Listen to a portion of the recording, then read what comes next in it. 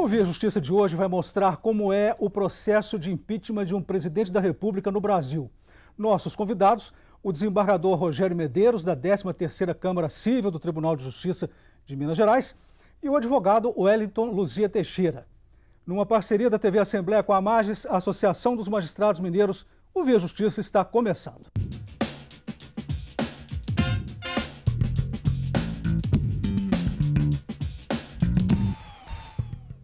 Primeiro vamos definir o que é um impeachment. Qual é a origem histórica do impeachment, desembargador?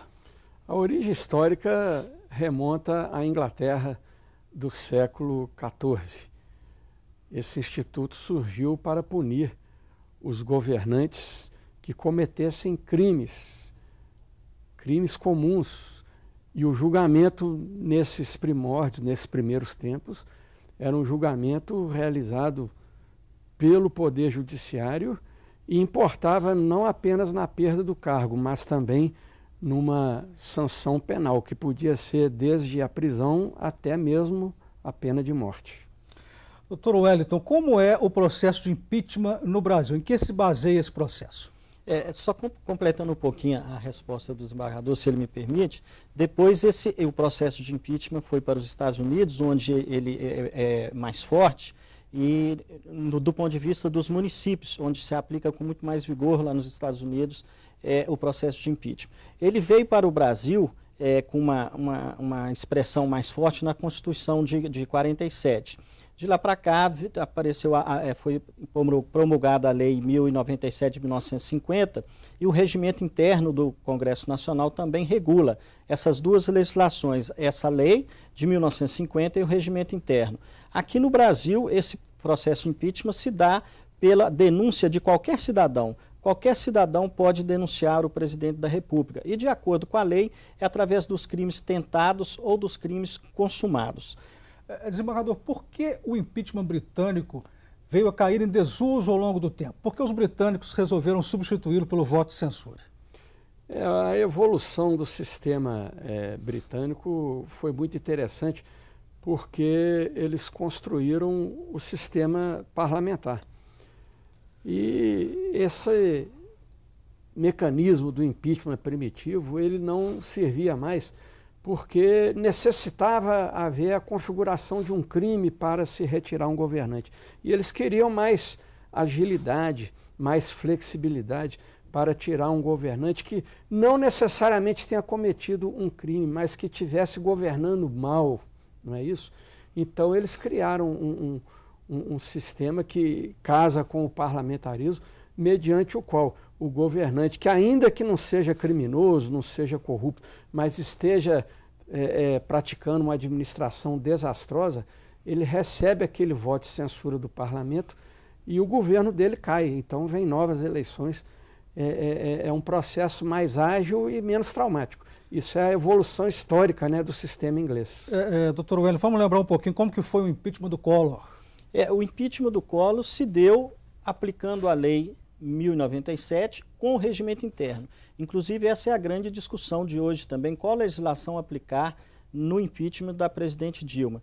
Nesse processo do Collor, de impedimento do Collor, esse processo passou pela comissão especial, depois ele foi pelo plenário, onde precisa de 2/3 dos votos dos deputados.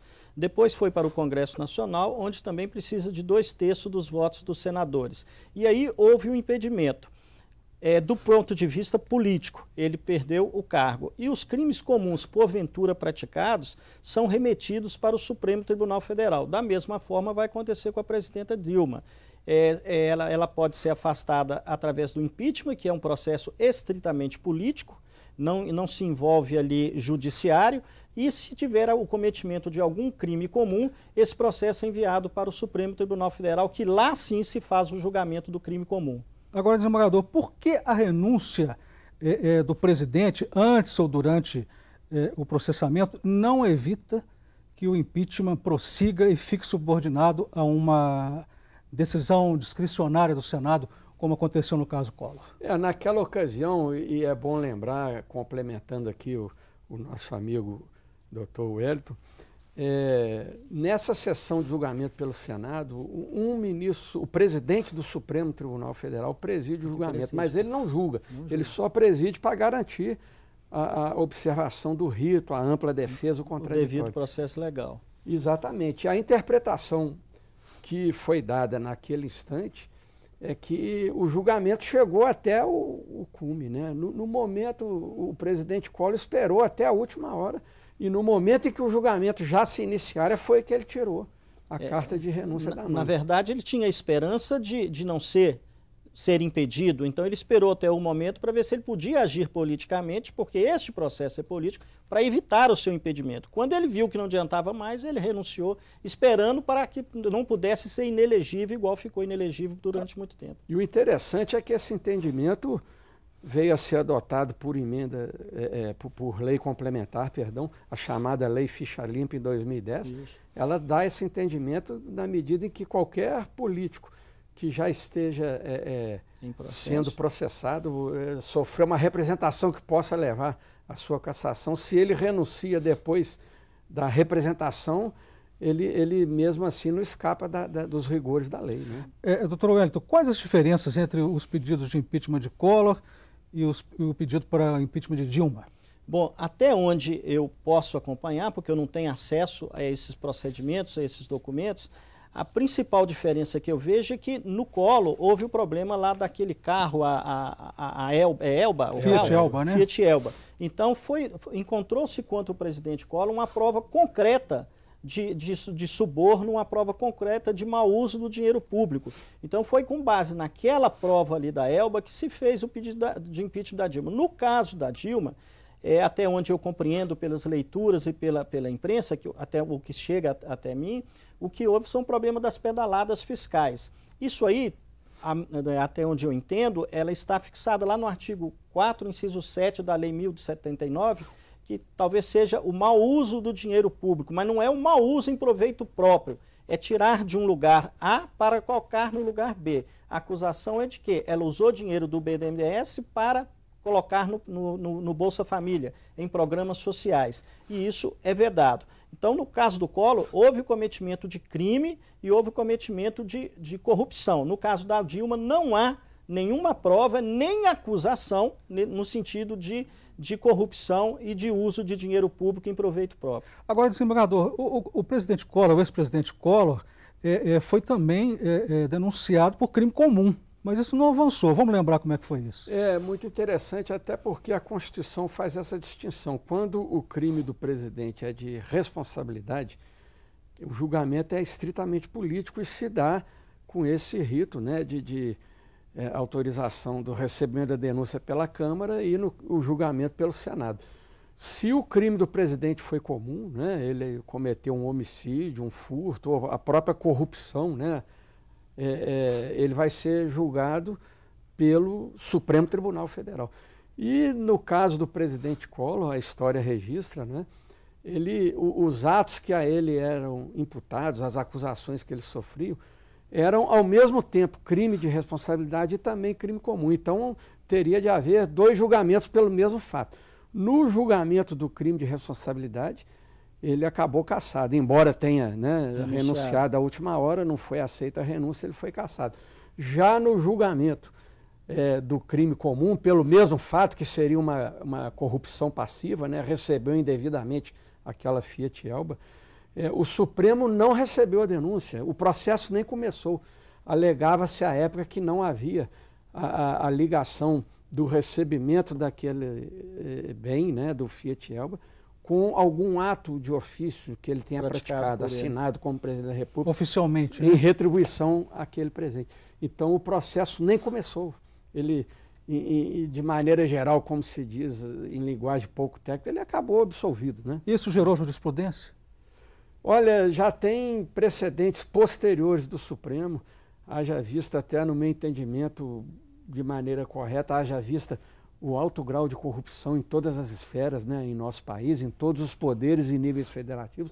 O Supremo evoluiu para não mais exigir essa correlação. Basta o agente político ou o agente público ter recebido a propina, ele já será processado. A seguir, o ritual do impeachment. O Via Justiça faz agora um rápido intervalo e voltamos em instantes.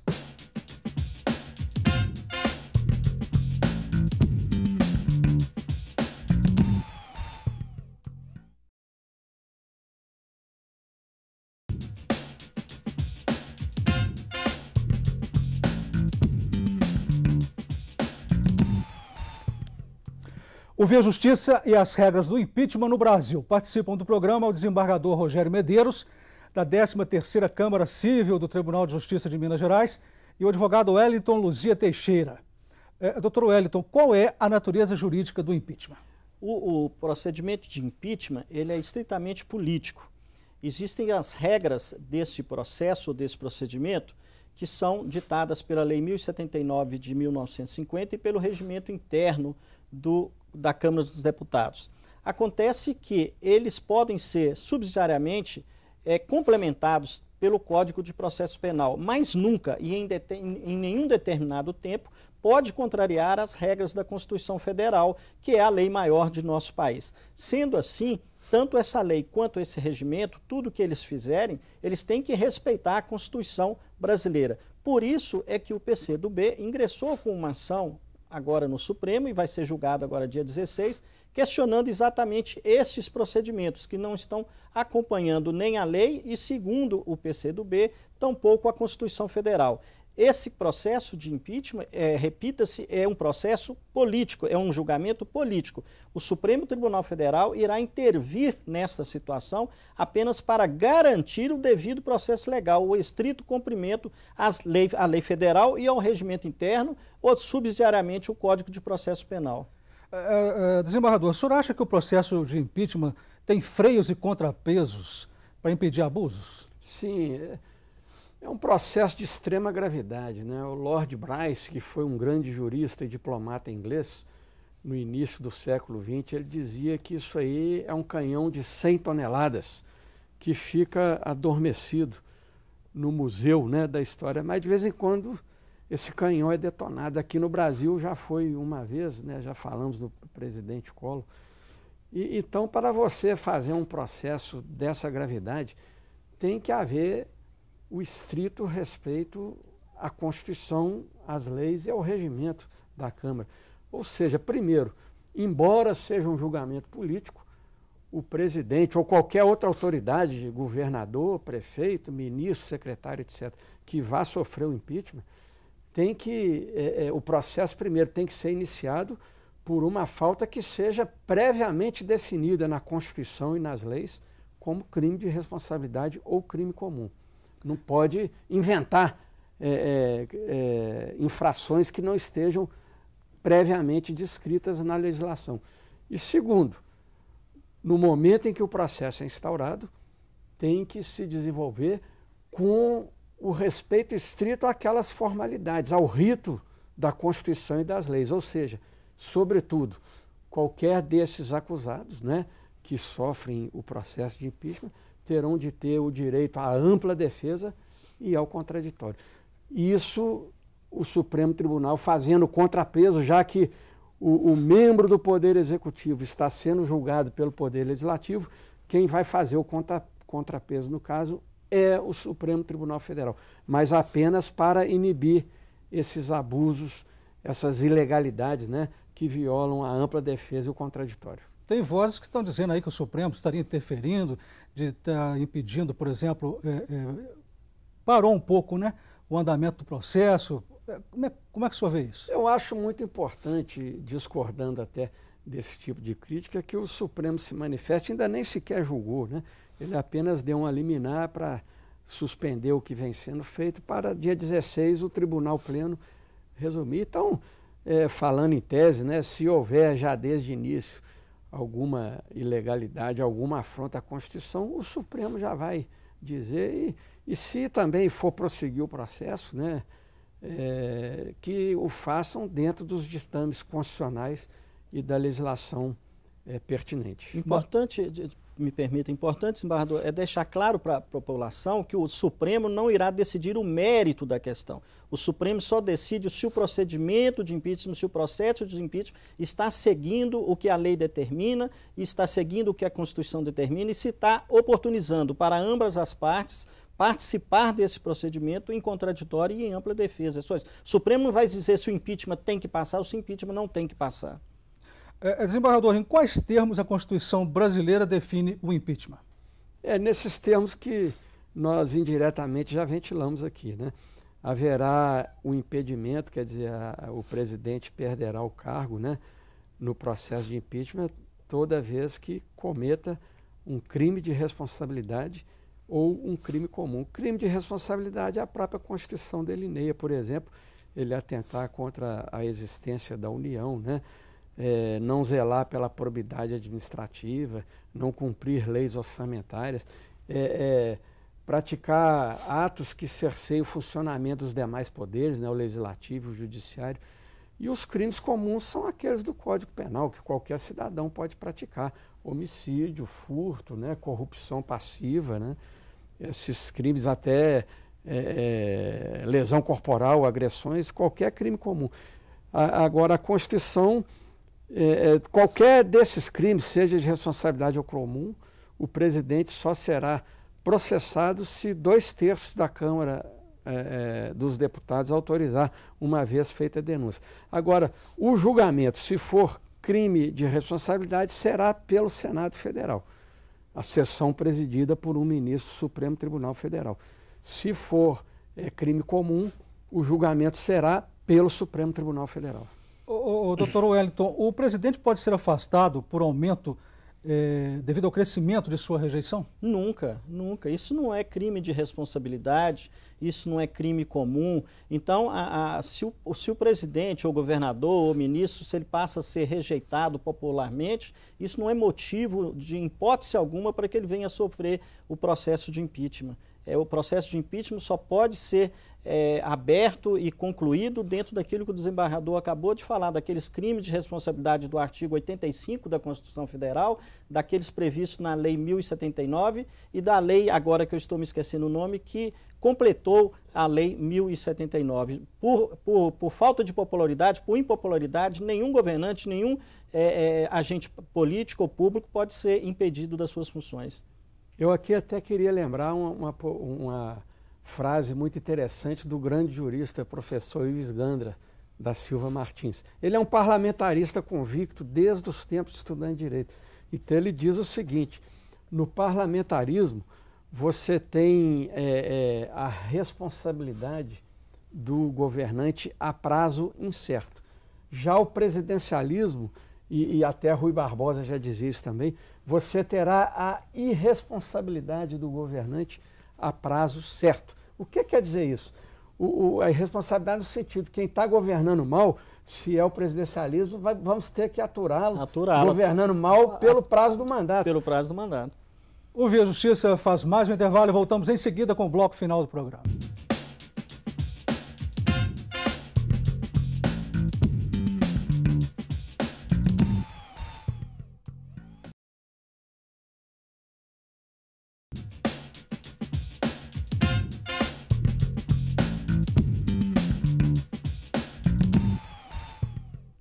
Via Justiça e o processo de impeachment de um presidente da República no Brasil. Participando do programa, o desembargador Rogério Medeiros, da 13ª Câmara Civil do Tribunal de Justiça de Minas Gerais, e o advogado Wellington Luzia Teixeira. Doutor Wellington, vou perguntar para o senhor. É fácil definir o limite entre o que é político e o que é jurídico no impeachment? Olha, do meu ponto de vista, sim, porque o processo de impeachment ele é estritamente político.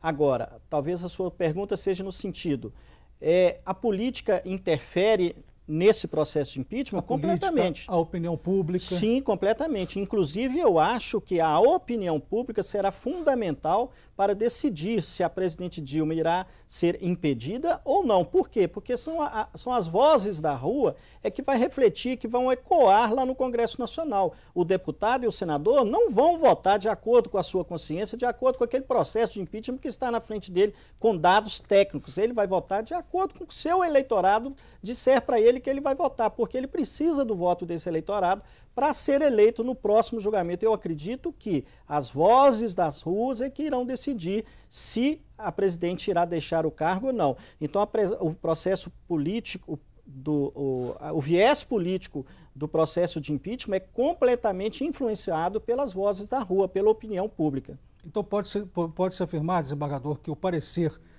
da comissão especial, né, vincula de um certo ponto o plenário da Câmara? Não, não vincula.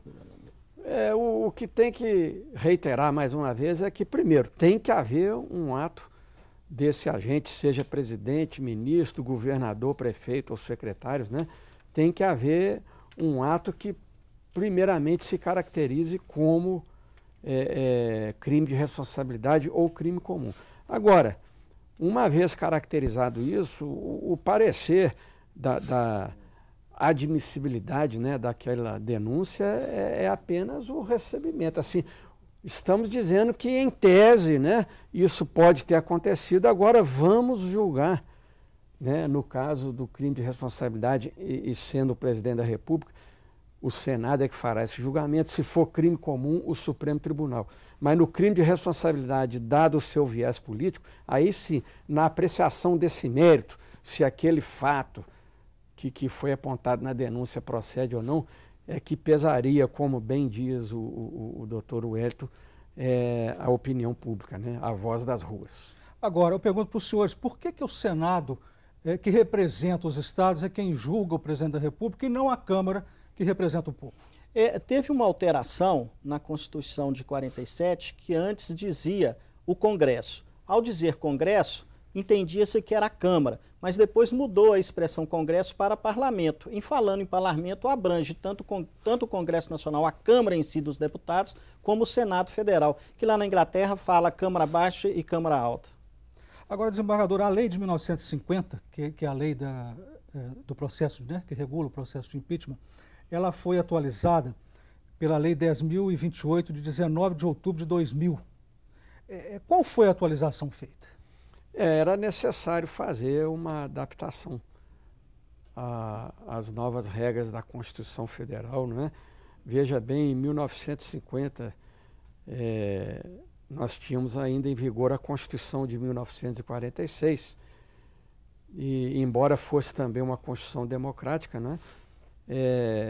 Ela não disciplinava como a Constituição atual, de uma maneira tão clara, né, e objetiva, como o fez a Constituição de 88, as linhas gerais, sobretudo com a preocupação de ditar as balizas para o legislador do que se caracteriza crime de responsabilidade.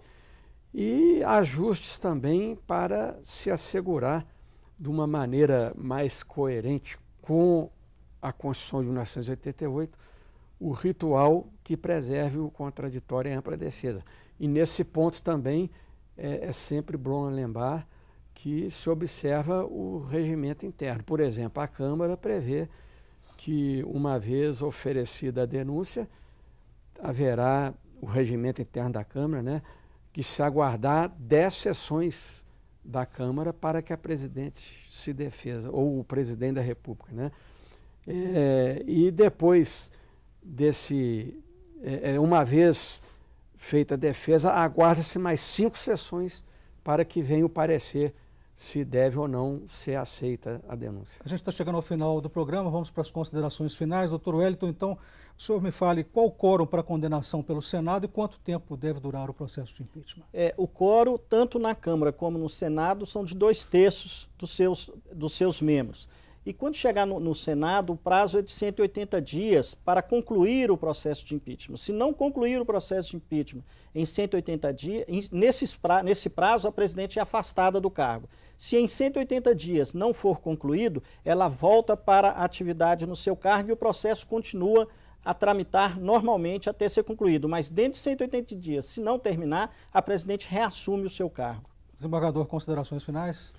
Eu espero que esse momento turbulento que o nosso país vive, né, seja superado dentro do mais absoluto respeito às regras constitucionais, legais e regimentais.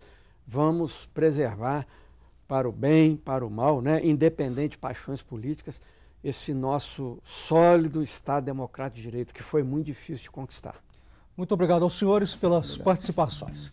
O Via Justiça de hoje termina aqui. Este programa é uma parceria da TV Assembleia com a Magis, Associação dos Magistrados Mineiros. Até o nosso próximo encontro.